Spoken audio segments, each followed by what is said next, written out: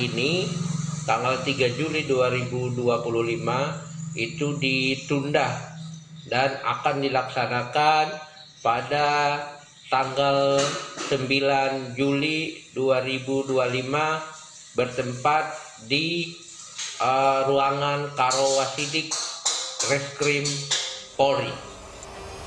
Menurut Kepala Biro Penerangan Masyarakat Karopenmas Divisi Humas Polri, Brigjen Trunoyodo Wisno Andiko, gelar perkara khusus ditunda karena tim pembela ulama dan aktivis meminta penjadwalan ulang. TPUA meminta ada pihak tertentu yang dilibatkan dalam gelar perkara khusus. Seperti kami kutip dari kompas.com, Brigjen Trunoyodo bilang, dalam hal ini TPUA tanggal 2 Juli kemarin 2025 membuat surat perihal permohonan nama-nama untuk dilibatkan dalam gelar perkara khusus yang memohon penjadwalan ulang gelar perkara khusus sampai mereka mendapatkan kepastian atas nama-nama yang dilibatkan dalam proses gelar perkara khusus dimaksud. TPUA bersikeras meminta agar sejumlah ahli independen dari pihaknya turut dihadirkan dalam gelar perkara khusus untuk menjaga transparansi penyelidikan. Namun menjadi catatan kami bahwa undangan itu hanya ditujukan kepada pribadi Saudara Egy Sujana.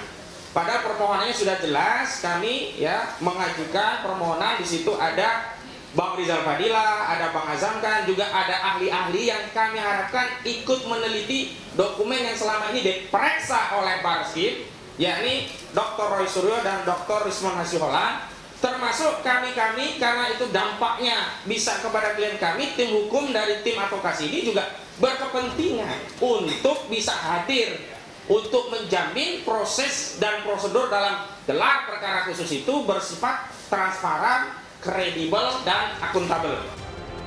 Persoalan dugaan ijazah palsu Jokowi kini menyeret Roy Suryo CS ke ranah hukum karena mereka dianggap mencemarkan nama baik Presiden ke-7 RI Joko Widodo. Saudara RS terjadwal akan diambil keterangan dalam rangka klarifikasi di tahap penyelidikan itu hari ini. Saat ini penyelidik masih menunggu apakah hadir atau tidak. Kalau yang kemarin ada 4 saksi yang diundang. Kemarin itu saudara ES, kemudian K, kemudian DH, sama RF, itu kemarin. Itu tidak ada yang hadir. Gelar perkara khusus diinisiasi tim pembela ulama dan aktivis usai Bareskrim Polri mengumumkan hasil uji lapor ijazah Jokowi. Kala itu Bareskrim mengumumkan jika ijazah S1 Jokowi identik dan sekaligus menutup perkara ijazah karena tak ditemukan adanya unsur pidana. Tim Liputan Kompas TV.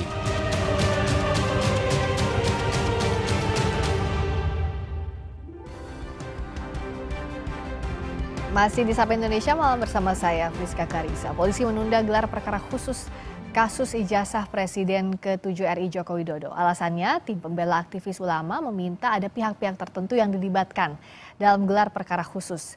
Siapa saja nama-nama yang akan dilibatkan dan gelar perkara khusus ini kita bahas bersama dengan Rismon Sianipar, pihak yang meragukan keaslian ijazah Jokowi, dan juga sudah bergabung kuasa hukum Presiden ke-7 RI Joko Widodo, Rifai Kusuma Negara selaku terlapor. Selamat malam. Malam Mbak, Rifai. malam pemirsa. Juga Bang Rismon. Malam Bang Rismon. Selamat malam. Jadi kalau Bang Rismon ini akan ikut gelar perkara khusus atau gimana informasi dengan koordinasi kawan-kawan TPUA? Iya Mbak, masalah gelar perkara khusus ini diundur juga kami masih bingung ya, karena pemberitahuannya sangat mendadak. Kalau tidak salah lewat WA dari seorang penyidik yang menyidik Pak Rizal Fadila, ya. Jadi meminta diundur ya dari Bareskrim menjadi tanggal 9 Juli, hari Rabu kalau nggak salah, 9 Juli 2025. Alasannya juga kami belum tahu alasan tepatnya. Oleh karena itu tadi pagi Pak Rizal Fadila mendapatkan surat resmi tentang pengunduran gelar perkara khusus, namun tidak ada alasan eksplisit pada surat tersebut. Oleh karena itu tadi pagi saya datang bersama dengan wartawan, ya wartawan Sentana, Pak Mikael Sinaga dan Pak Janes Siahan, untuk mendapatkan informasi resmi dari Divisi Humas Polri. Tetapi ternyata setelah kami menunggu 2 jam di sana, bahwa apa yang kami dapatkan adalah tidak ada dari pejabat tersebut yang memiliki informasi dari Bareskrim mengapa alasan pengunduran tersebut dilakukan, begitu, Mbak. Oke, tapi next-nya Bang Rismon akan datang. Sudah dapat surat panggilan setelah penundaan ini, artinya pekan depan akan datang ke Bareskrim? Mengenai di Polda Metro Jaya, Mbak. Oh, di Polda Metro Jaya belum ada panggilan lagi? Polda Metro Jaya kemarin harusnya kami dimintai diundang klarifikasi, tetapi berdasarkan advice ya, nasihat dari tim hukum kami, untuk sementara kami tidak datang dulu.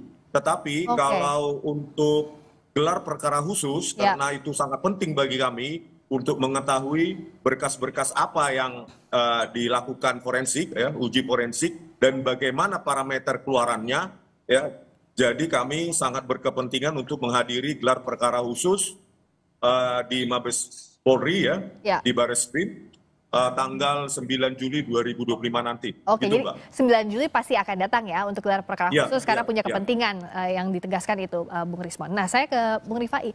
Dengan gelar perkara khusus ini pihak Anda melihat urgensinya sejauh mana untuk kembali menguji ijazah Pak Jokowi yang sudah ditetapkan juga oleh Puslapor bahwa itu asli? Ya. Atau identik ya bahasa? Pertama, kami dari tim penasihat hukum Pak Jokowi sejak awal melihat tidak ada urgensi yang melakukan gelar perkara khusus. Kenapa? Kenapa? Karena dari evidence yang sudah diperoleh dalam penyelidikan ini, baik pernyataan UGM ya, sebagai lembaga penerbit dan juga hasil Puslapor itu tidak bisa dibantah. Belum ada bukti kuat yang bisa membantah itu. 2 direct evidence. Pertama pernyataan dari penerbit ijazah. Karena ini memang putusan MK maupun sistem perundang-undangan Sistiknas menyatakan pihak yang bisa mengeluarkan ijazah termasuk juga menyatakan kelulusan hanyalah Kepersatuan Pendidikan, dalam hal ini UGM. Ya. Lalu kedua, Puslapor juga dengan seluruh ahlinya sudah melakukan uji analog dan hasilnya adalah identik. 2 direct evidence ini belum bisa dipatahkan. Ya. Sehingga menurut kami memang hasil di final dan tidak perlu lagi dilakukan gelar perkara khusus. Bahwa misalnya selama ini pelapor ya komplain ingin melihat langsung bukti-bukti yang diperoleh, monggo-monggo saja. Menurut saya penyidik juga harus transparan ya.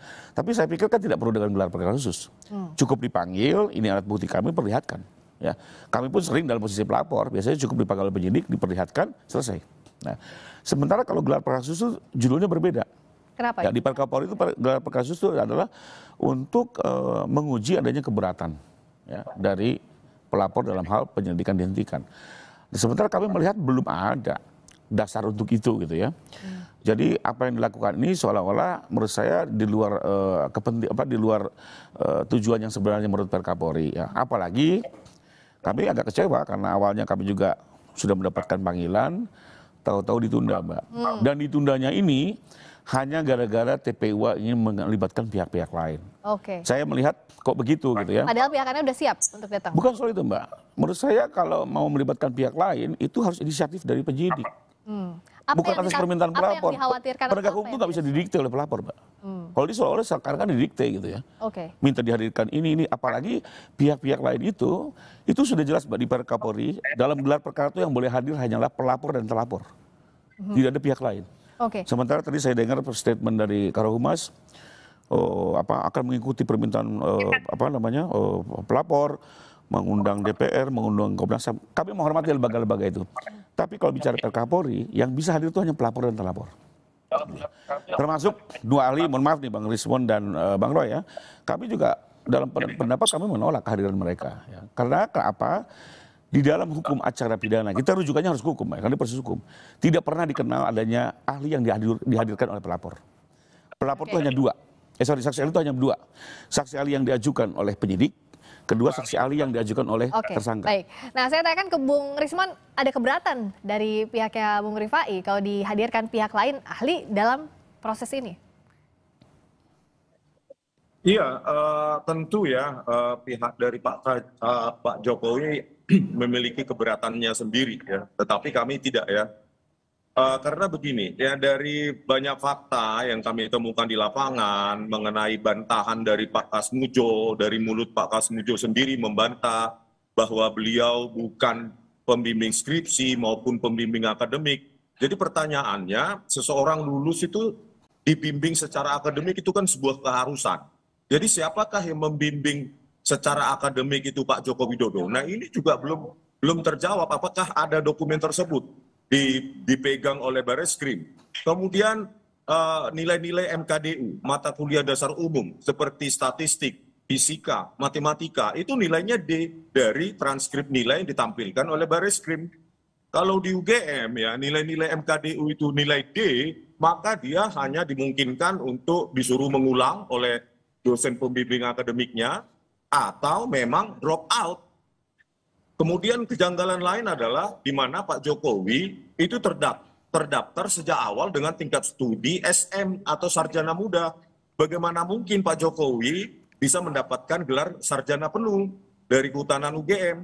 Harusnya kan jenjang sarjana muda dulu, BSc ya, dapat sertifikat atau ijazah sarjana muda dengan gelar BSc baru melanjutkan ke sarjana penuh. Hal-hal seperti ini banyak sekali. Belum juga nanti tentang bagaimana keterangan Dirtipidum yang menjelaskan bahwa tidak ada proses forensik ketika menyimpulkan bahwa lembar pengesahan skripsi Pak Joko Widodo itu produk dari handpress atau letterpress hanya dengan diraba, dengan cekungan. Dan ketika saya datang ke Fakultas Kehutanan UGM, kejanggalan lain juga kami terima, kami dapatkan di mana skripsi tahun 1985 sampai awal 90-an, sebelum versi Windows 31 itu rilis ya, itu tidak ada di perpustakaan Fakultas Kehutanan UGM. Gitu loh. Katanya diamankan oleh dekanat atau rektorat atau Bareskrim, kami tidak tahu. Jadi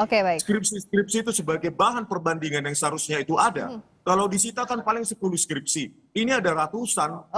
Anggap saja 60 skripsi yang lulus tahun 85 sampai 90, itu 6 sampai 7 tahun. Itu ada 400 sampai 500 skripsi. Kemana itu? Supaya kita bisa bandingkan teknologi ya yang dipakai pada lembar-lembar pengesahan skripsi pada zaman itu, di era itu, yang kami analisa ya kalau tidak menggunakan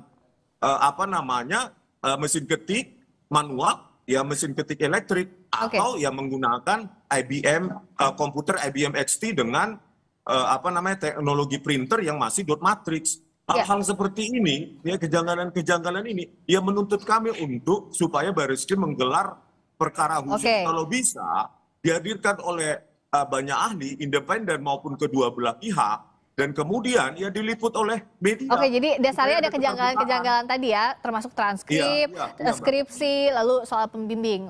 Bung Rifai, bisakah dibuktikan sebaliknya, ataukah perlu dibuktikan sebaliknya? Jadi begini ya, ini harus dibedakan Mbak, antara ijazah palsu dengan ijazah yang seolah-olah diterbitkan tidak memenuhi persyaratan. Ini dua hal yang berbeda. Kalau palsu, ijazah itu tidak pernah diterbitkan atau dipalsukan, dibuat secara palsu. Tapi kalau ini yang dipersoalkan seolah-olah ijazah asli, tapi seolah-olah persyaratannya tidak memenuhi. Desa KKN, skripsi, ya itu semua. Pertama itu semua juga masih perlu diuji kebenarannya. Tapi kedua, kalaupun itu mau dipersoalkan, itu bukan ranah pidana. Itu diujinya peradilan tun. Apakah keputusan ini dikeluarkan secara tepat setelah memenuhi segala persyaratan? Itu ranah peradilan tun, bukan pidana. Kalau kepalsuan baru pidana. Nah, saya mau tambahkan sedikit kenapa kami menolak Pak Roy dan Pak Rismon. Pertama, kami melihat ya mereka ini tidak memiliki ini hukum acara. Boleh tanya semua penegak hukum, jaksa, hakim atau polisi sekalipun ya. Di dalam KUHP itu hanya dikenal ahli yang dihadirkan oleh penyidik sendiri, kedua ahli yang dihadirkan oleh tersangka. Ya, pelapor itu tidak ada ruangnya untuk bisa membawa ahli sendiri ujuk-ujuk ke dalam sebuah forum penyidikan. Itu sudah hukumnya seperti itu. Jadi menjadi lucu ya. Ada pelapor membawa ahli. Satu, kedua, kami melihat, mohon maaf, kedua orang ini juga tidak memiliki kompetensi untuk melakukan forensik analog ya. Karena lagi-lagi ijazah ini adalah analog ya. Kalau ahli forensik yang betul-betul menguasai tentang pengujian forensik dengan ilmu yang konvensional masih mungkin. Mereka kan mengklaim diri seolah-olah lebih ke digital. Ya sekalipun juga kami masih menyaksikan ya apakah misalnya Pak Roy itu betul-betul memiliki kemampuan di situ karena pendidikannya juga tidak linear ya. Pak Rismon juga, ya mohon maaf Pak, masih dipersoalkan tentang S2, S3-nya ya. Tapi terlepas dari itu kami melihat objek ini analog loh. Jadi kalau mau didatangkan analog pasti logis ya. Ketiga, kami melihat dua hal ini selama ini sudah terlihat semua orang tahu ya, sudah memberikan pendapat-pendapat yang subjektif ya, bahkan agak sedikit berbau politis gitu ya. Ada kata mau mengasingkan Pak Jokowi lah gitu ya. Menurut kami sudah terlalu jauh gitu. Sementara ahli itu di dalam KUHAP. Ya, di dalam KUHAP aturan mainnya. Dia harus independen, tidak memiliki kepentingan, dan sebatas menilai objek. Ya, jadi sekali lagi kami sih dalam sikap kami menolak kehadiran dua ahli, termasuk lembaga-lembaga lain ini kalau dihadirkan kami oke sepanjang itu inisiatif Polri. Tapi kalau seolah didikte oleh TPU kami keberatan. Nah jadi kan berikutnya kalau secara teknisnya tadi masing-masing Bung Rifai maupun Bung Rismon punya pendapat masing-masing, nggak mungkin sejalan dong. Itulah nanti yang akan diuji di depan penyidik. Tapi untuk gelar perkara khusus pekan depan, tadi Bung Rifai bilang bahwa menolak kehadiran ahli, termasuk Bung Rismon, Bung Roy CS. Nah, apa tanggapan Anda? Apakah Anda tetap akan hadir dan merasa punya standing point untuk hadir pada gelar perkara khusus nanti, Bung Rismon? Sebenarnya kan dalam tanda kutip kegaduhan ini seperti saya katakan ini kan berawal dari Pak Jokowi sendiri yang tidak mau menunjukkan. Ya ini kan satu-satunya presiden atau mantan presiden di dunia ya dengan alasan apapun ya itu tidak mau menunjukkan ijazahnya gitu loh. Padahal beliau sekarang sudah dapat pensiun 30 juta, dapat Alphard, dapat rumah dan tanah 12.000 meter dari rakyat. Ya sudah tunjukkan saja. Kalau Pak Rifai ya mempertanyakan ijazah kami, ya ayo kita ke Solo bersama-sama dengan Pak Jokowi. Saya nggak presiden, berani saya tunjukkan mulai dari SD sampai seterusnya. Gitu loh. Saya nggak presiden, ayo presiden berani menunjukkan yang sesungguhnya. Tidak usah bertele-tele, ayo tunjukkan gitu loh Pak Rifai. Ya Anda sebagai pengacara harusnya ya kalau bisa memberikan advice, ya ayo Pak tunjukkan begitu. Ayo sama-sama dengan mereka. Saya akan datang ke Solo ke rumah Pak Jokowi bersama-sama. Begitu. Bung Rifai, jawab. Ya kembali lagi, kalau buat kami ini statement-statement politis yang seperti ini ya. Karena kalau kami kacamata hukum, Bang Rismon saya profesional. Semua kajian-kajian kami secara hukum. Seperti tadi, kami menolak kehadiran Anda karena bicara hukum acara seperti itu. Nothing personal ya. Nah bahwa soal kompetensinya apakah Bang Rismon dan Pak Roy ini memang menguasai forensik analog, konvensional, saya yakin juga kedua ini menyatakan tidak gitu. Jadi kembali lagi, soal menunjukkan tidak menunjukkan ijazah, pendapat kami tetap kami mendasarkan pada Undang-Undang Perlindungan Data Pribadi, ya, karena ini merupakan hasil evaluasi intelektual. Kedua, kepada Undang-Undang Keterbukaan Informasi Publik, pasal 17 dan 19, sehingga kami dalam pendapat tidak perlu menunjukkan kepada orang-orang yang tidak memiliki urgensi, namun dalam proses hukum kami siap menunjukkan kepada siapapun, baik tentunya penegak hukum ya, polisi, jaksa ataupun hakim. Jadi ini bukan soal kita seperti anak kecil, ayo tunjukkan, nggak begitu ya. Ini saya duduknya adalah murni yuridis. Karena menurut kami kalau sudah gonjang-ganjing seperti ini, cara penyelesaian adalah dengan cara hukum, karena kita negara hukum. Biar jelas, ada kepastian Mbak. Ada kepastian hukum, tapi episodenya nampaknya masih panjang, baik itu di Barreskrim Polri maupun di Polda Metro Jaya. Kita tunggu yang paling dekat gelar perkara khusus pada pekan depan 9 Juli mendatang. Siapa-siapa saja yang akan hadir dan akan seperti apa nanti jalannya penyajian pembuktian di sana. Terima kasih Bung Rismon.